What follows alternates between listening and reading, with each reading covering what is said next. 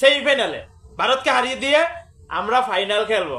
এটা স্বপ্ন না, এটা বাস্তব করে দেখাইবে এবছর নারী ক্রিকেট দল। কি আরেকবার কথা দেখুন। ভারতকে হারিয়ে দিয়ে আমরা ফাইনাল খেলবো। বেশি আলবাল বকলে না কানের গোড়া একটা থাবড়া মার। বড় বড় বাতেলা মাঠে গিয়ে হেগে দেয়, বড় বড় বাতেলা মাঠে গিয়ে হেগে দেয়। হ্যাঁ, এটাই হচ্ছে বর্তমান বাংলাদেশ টিমের পরিস্থিতি। কি বন্ধুরা, ঠিক বললাম তো? হ্যাঁ, প্রত্যেকে ভিডিওটা শেয়ার করবে। তারপর আসি মেন কথায়।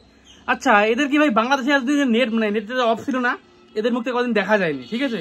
যাই হোক, বাংলাদেশে কোনো না কোনো একটা কারণে, পরিস্থিতির কারণে নেটটা অফ ছিল। কিন্তু ভাই, আমি এটাই ভাবছিলাম যে নেট কতক্ষণ আসে, কতক্ষণ এরা অজুহাত দেয়। এরা যে খেলার আগে বলতেছে না যে এটা করবো, ওটা করবে, এটা করবো, আমাদের ভারতকে হারিয়ে দেবে, এটা করবে, ওটা করবে।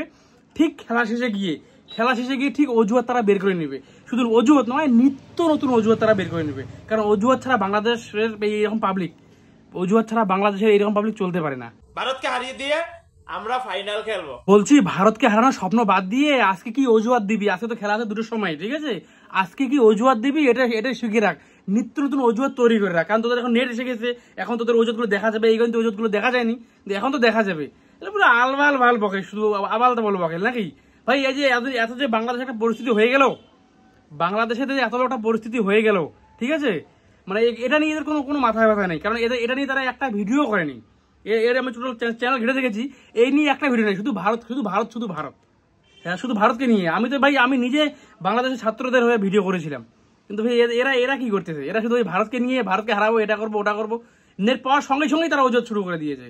এটা করবো, এটা করে, হ্যান করে দেখে, ত্যান করে, উসকে বাদ হার দেঙ্গা। মানে খুব খালি আবল তাবল বকতে থাকে ভাই।